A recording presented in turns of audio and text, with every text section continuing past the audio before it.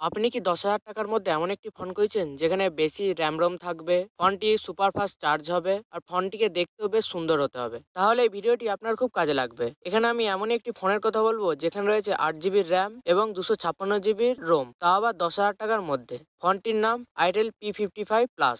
এই ভিডিওটিতে আজ আমি এই ফোনটিরই সমস্ত ভালো মন্দ বিষয় নিয়ে আলোচনা করব।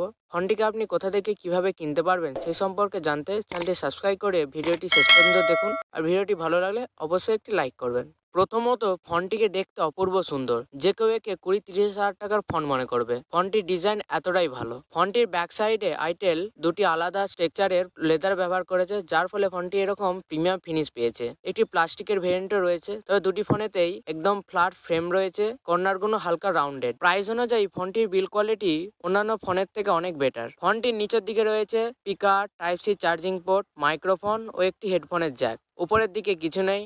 বাম দিকে রয়েছে সিম কার্ড স্লট, যেখানে আপনি দুটি সিম এবং একটি এসডি কার্ড ব্যবহার করতে পারবেন। তবে আপনার এসডি কার্ডের দরকার পড়বে না, কারণ ফোনটির মধ্যেই রয়েছে ২৫৬ জিবি ইউএফএস 2.2 স্টোরেজ। ফোনটির ডান দিকে রয়েছে volume up and down button এবং পাওয়ার বাটন, যার মধ্যেই আপনি ফিঙ্গারপ্রিন্ট সেন্সর পেয়ে যাবেন।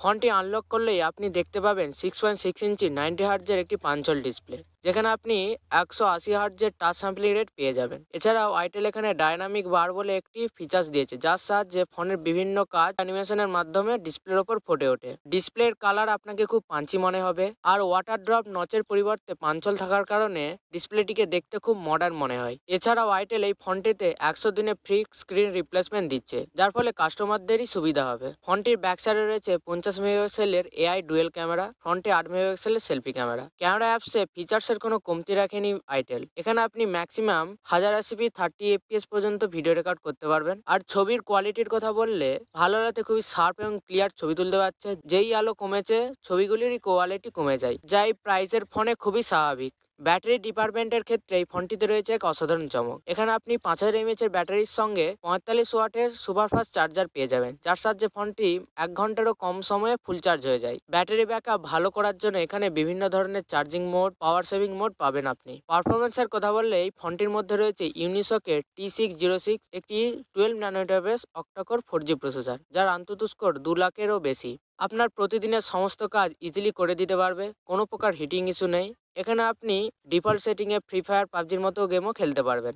আপনার গেমিং এক্সপিরিয়েন্সকে আরও ভালো করার জন্য আইটেল এখানে আইবুটস নামে একটি সফটওয়্যার বেস টেকনোলজি ব্যবহার করেছে। ফোনটিতে রয়েছে 8 জিবি র্যাম এবং আরও 8 জিবি ভার্চুয়াল র্যাম, অর্থাৎ আপনি 16 জিবি র্যাম পেয়ে যাচ্ছেন, যা আপনাকে মাল্টিটাস্কিং করতে সাহায্য করবে।